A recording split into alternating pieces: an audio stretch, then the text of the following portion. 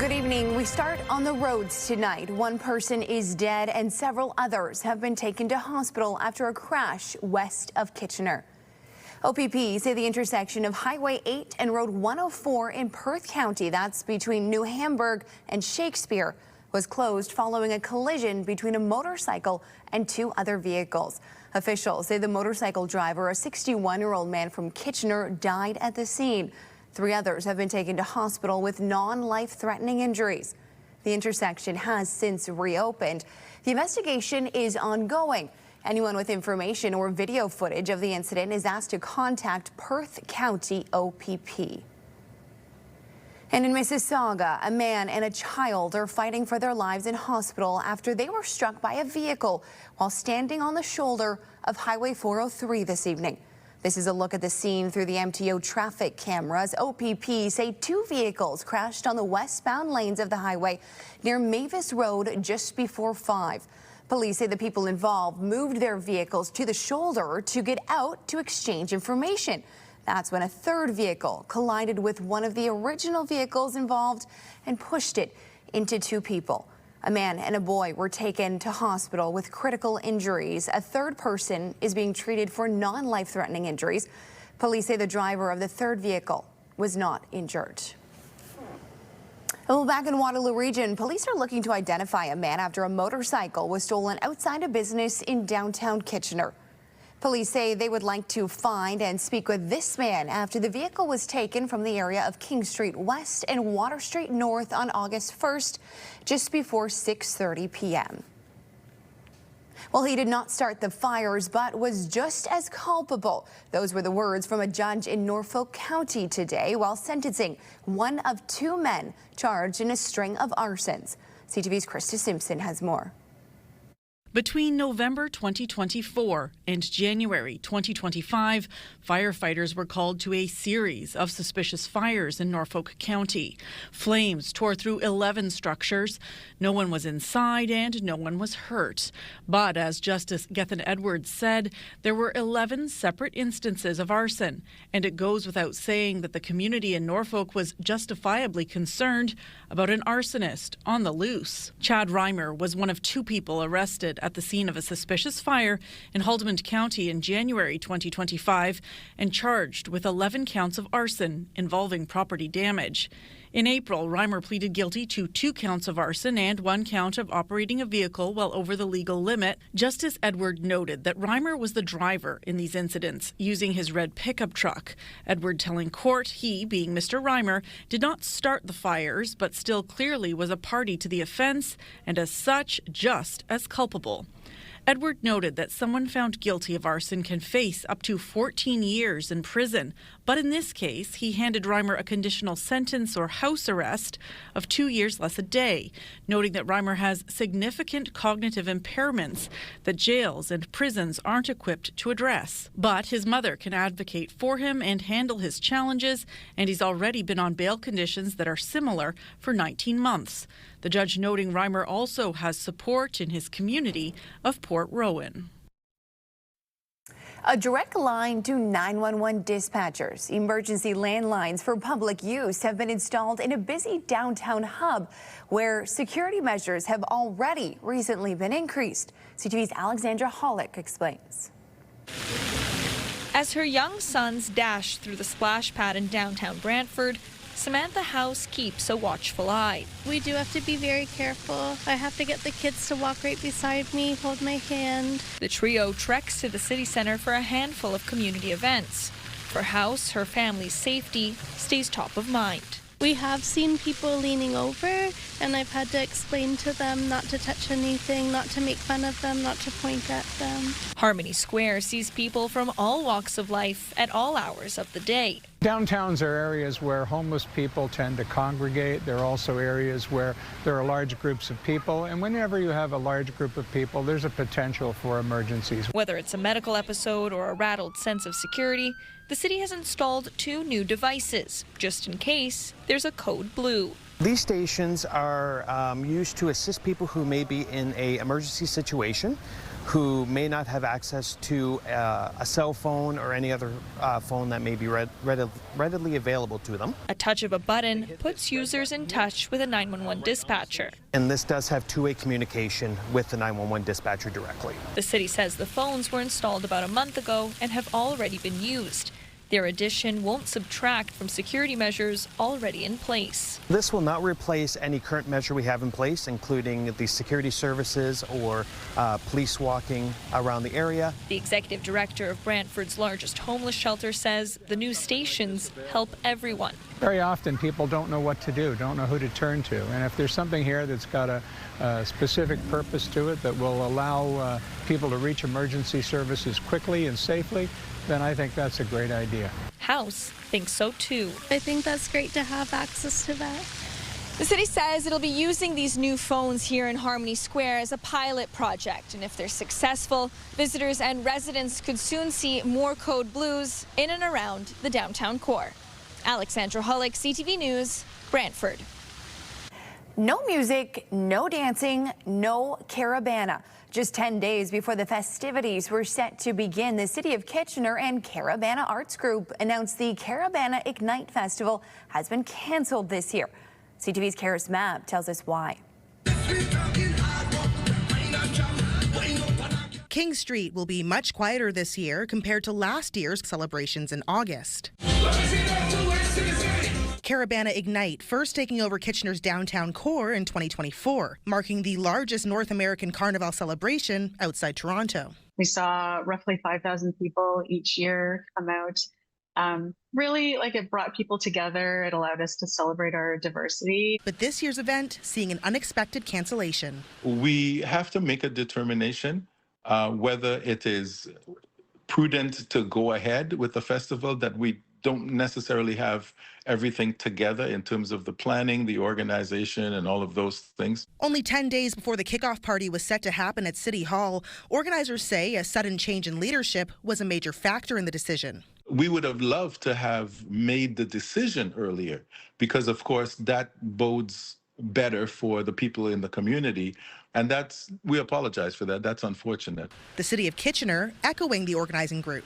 We do recognize that this is something that, has been very carefully considered, and it's not a decision that anybody makes lightly. Those involved calling this year a pause with plans to return in 2027. It will be the 60th anniversary of the very first Caribana that was held in Toronto in 1967. We see a lot more opportunities. We're disappointed that the festival is not moving forward for 2026, but we support and respect Caribana Arts Group's decision to pause, take a step back, and do a little bit more planning to ensure a really great experience for people next time. Not a position they wanted to be in, but a decision organizers are confident in. We don't want to also create a standard that is lower than what we feel the people deserve, right?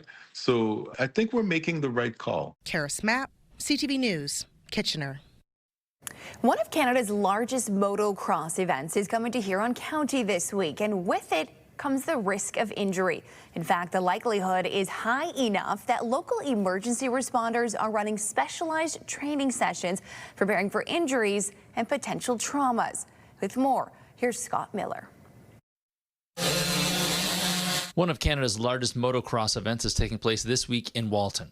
Races will be won, trophies will be hoisted, but it will also be a week where some of Walton's 980 motocross riders will end up at the Seaforth Hospital's emergency room. We can see everything from small, simple cuts and lacerations right up to the more serious traumas, similar to what we were playing with here today. He does have knee braces on. Cameron is helping to oversee specialized motocross injury training at the Seaforth Hospital, where they see a rise in trauma patients every year during Walton's Trans-Can Amateur Grand National Championships, happening this week and weekend. Especially in an event like this, we could see kids coming in, teenagers coming in, and of course adults. And pediatric patients are always a little bit scarier than adults because they're not something that we see all the time. Unless you're a motocross rider yourself, just removing a rider rider's specialized helmet can seem complicated, let alone trying to remove it during an emergency situation. We try to do this yearly, actually, and just try to come up with a really good, fresh scenario every time and give them the opportunity to practice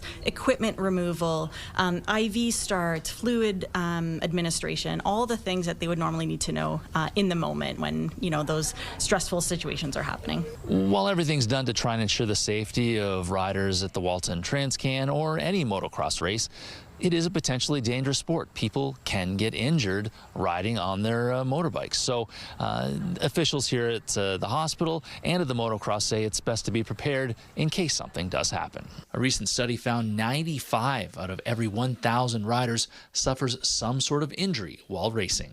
This specific trauma scenario we're offering right now just to prepare as this event comes, so that our staff are just ready and prepared for every event that could happen. It's great being able to partner with the local resources so that we're all one team working towards the same goal, which is to make life easy for anybody that does get hurt. In Seaforth, Scott Miller, CTV News.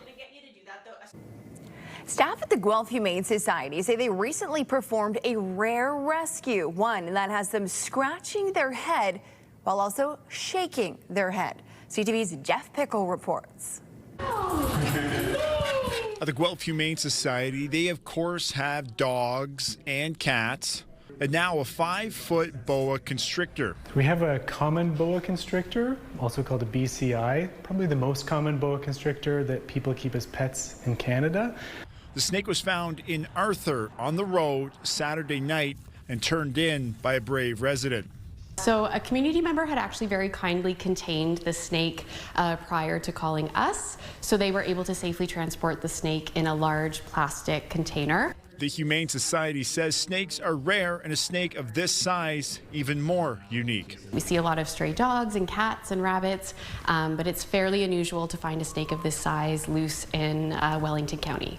Despite its size, experts say a snake like this is not considered dangerous. Pretty harmless.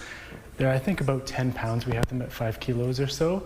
I wouldn't leave a baby around the snake unattended. I wouldn't leave like a very small dog or a cat. Even then, I think the dog or cat would probably come out on top. A unique pet, Dr. Brown says snakes are escape artists, but are also often abandoned by their owners.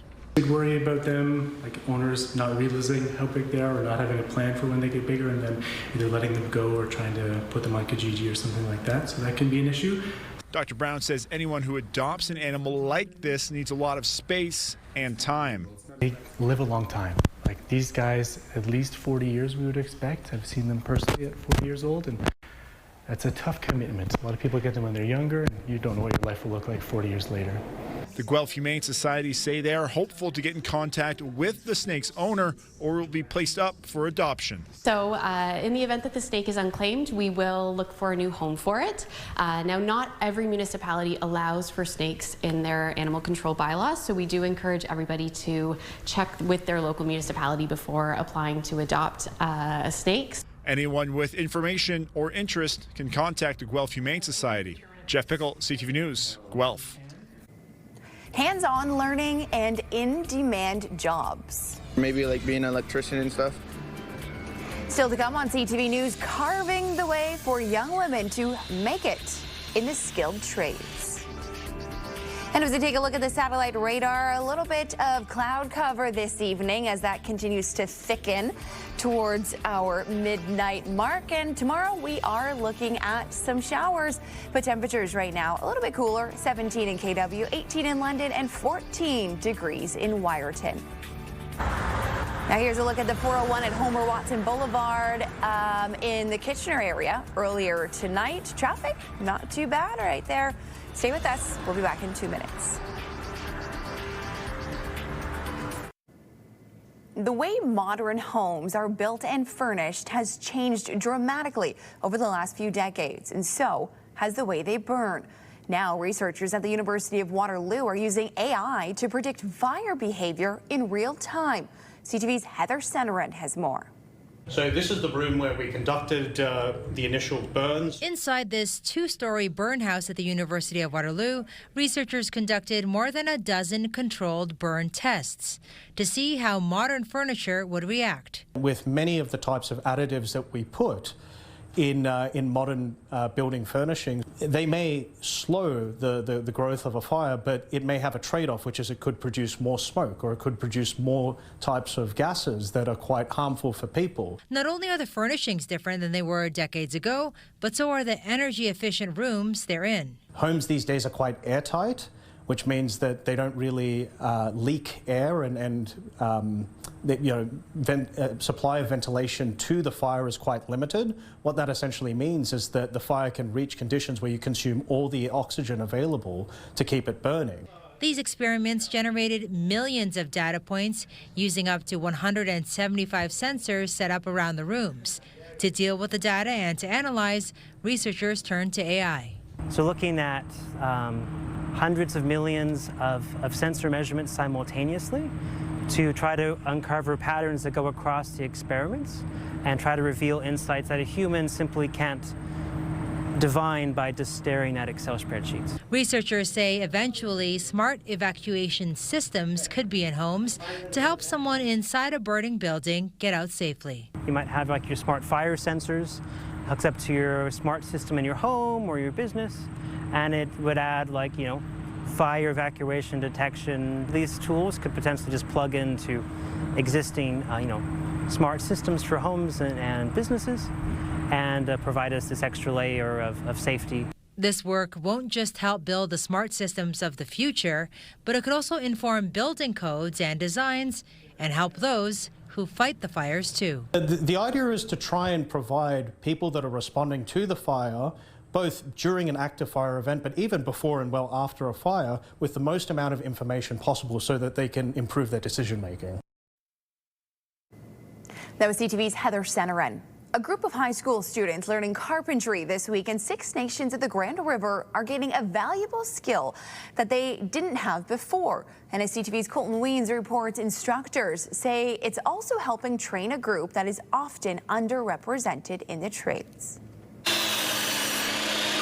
Xani Miller is learning the ins and outs of carpentry in hopes of one day having a career in the trades. Yeah, I want to do this, or maybe like being an electrician and stuff. Good money, and then if you break something around the house, you can don't have to pay someone to do it. You can just fix it yourself. The Hagersville Secondary School student going into grade 10 is part of this 2-day program at the Skills and Training Center in 6 Nations of the Grand River, a partnership between MicroPro Sienna Plus, 6 Nations Skills Ontario, and the First Nations Métis Inuit initiatives, helping local First Nations students build practical skills while creating picnic tables for the community. So we're hopeful that by them getting this hands-on experience, it can open their eyes up to like the different types of trades that they can do, and just gain different skills. Then we'll take our measurement. Leading the workshop, Mi'kmaq carpenter and content creator Danica Coakley, who says when she was going through training, there weren't a lot of females or Indigenous people like her. I love seeing all of the kids get excited about it, but I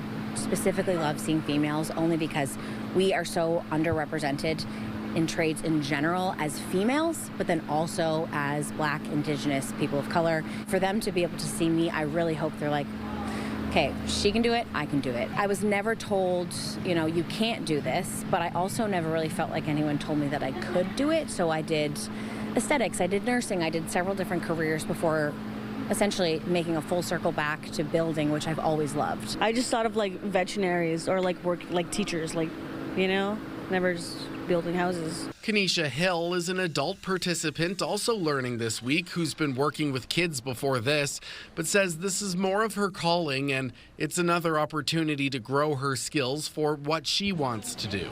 I want to, get to the point of being able to build houses. Now, this is the first day of 2 days working on the benches. On the second day, they'll be staining them and then they will be donated to the community around 6 Nations. Colton Weens, CTV News, 6 Nations of the Grand River. Still to come on CTV News, the hat that came back. The unusual and almost unbelievable story of a lost baseball cap that made its way down a Series 400 highway and back to its original owner, who wasn't even looking for it.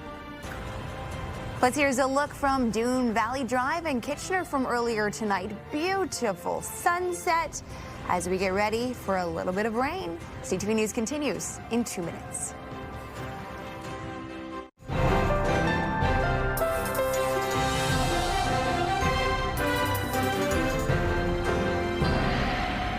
welcome back. It was a beautifully gorgeous summer day today. We had some cloud cover move in as the evening came upon us, but it's not a bad evening. Things are starting to cool down, however, and we do have some rain on the way. Let's take a quick look at our forecast. First, a shot of the sunset outside tonight. Earlier this evening, this was Fountain Street in Cambridge, where they were enjoying some soccer outside on a gorgeous evening. Taking a look at the almanac right now, we had a high of 26 degrees today. Our low early this morning was 17 degrees. Our normal for this day is a high of 25 and a low of 14. So we're almost there, because overnight tonight, at least, that is into the early morning low, that will be 14 past midnight, or at least that's what we're expecting. So our futurecast right now, we see these clear skies, but as we move into our Wednesday morning, we will start to see some precipitation move in. We have a thunderstorm risk with that as well. If thunderstorms do appear, we could see some increased rain and some heavier winds as well. Into your Thursday, the skies will start to clear up again. We're looking at a mix of cloud but dry conditions for the most part. So overnight tonight, we are currently sitting at 17 degrees here in KW, but we're expecting a drop down to 14. Usually that happens around the 5 a.m. mark. For your day tomorrow, we are looking at a high of 26 degrees with a humidex closer to 31, and that thunderstorm risk, as mentioned, winds from the southwest at 20 to 40 kilometers per hour. The next 7 days throughout Waterloo region, we see the sun make another appearance on Thursday with a high of 26. Friday and Saturday looking gorgeous in the mid-20s and some cooler temperatures. Take a look at Friday night into Saturday. We're dropping to a low of just 10. So maybe if you're planning any outdoor evening activities or camping, you're going to make sure you want those nice layers for the evening hours. The next 7 days through Lambton, Kent, and Essex, similar story. Thunderstorm risk for your Thursday, drying up and sunny into the weekend with those mid-20 temperatures. To the north through southern Georgian Bay, thunderstorm risk continues tomorrow as well with a high of 26 and a beautiful stretch into the weekend. Well, stay with us. CTV News. We'll be right back. Well, take a listen to this one. A Windsor baseball player thought that his team cap was gone for good after it flew out the car window onto the 401. But thanks to a remarkable chain of coincidences, the hat made it back to the owner. CTV's Sanjay Maru shows us how a stranger found the cap and tracked down its owner. Baseball has its share of magical moments, but this one happened off the field. It all starts Saturday when Windsor Stars player Brock Whitson and his parents were heading home from Ottawa. The family was driving along Highway 401 when traffic slowed down and they rolled down the windows. Brock had his hat sitting on top of his golf clubs near the window, which we didn't realize. When traffic sped up, the cap flew out. Another driver alerted them, but the family could not stop safely. Brock said, "I just lost my baseball hat that I need for the Nationals that are coming up in New Brunswick in 2 weeks." He was very disappointed. But what the family did not realize is that a driver traveling behind them had retrieved it, not knowing whose it was. The next day, that man was at the Vollmer complex in LaSalle, where Windsor Stars coach Ron Smith happened to be wearing the same team cap. And he says, "I like your hat. I've got one just like it." He says, "And I got a number on the back." I said, "What number?" He said, 30. "Where'd you find it?" He said, "On the 401. Only the team's personalized caps have player numbers, and Smith knew number 30 belonged to Whitson. A hat lost near Cambridge, picked up by someone from LaSalle, who then crossed paths with Whitson's coach. What's the chances? 1 in a million or zillion? I don't know. The cap carries extra meaning, honoring the team's late PA announcer, and is the same one Whitson wore as the Stars won the Ontario Championship. That person that took the time to get the hat and return it, and it's just amazing. The family wants to thank that person, but the coach says he only got his first name, Mike, the man who made the ultimate catch on the 401, ensuring number 30's ball cap made it home safe. Sanjay Maru, CTV News. Sometimes you're just reminded that it is a small world after all, and good things do happen. Thanks so much for checking in with us tonight. You can find news anytime at ctvnewskitchener.ca. Have a good night.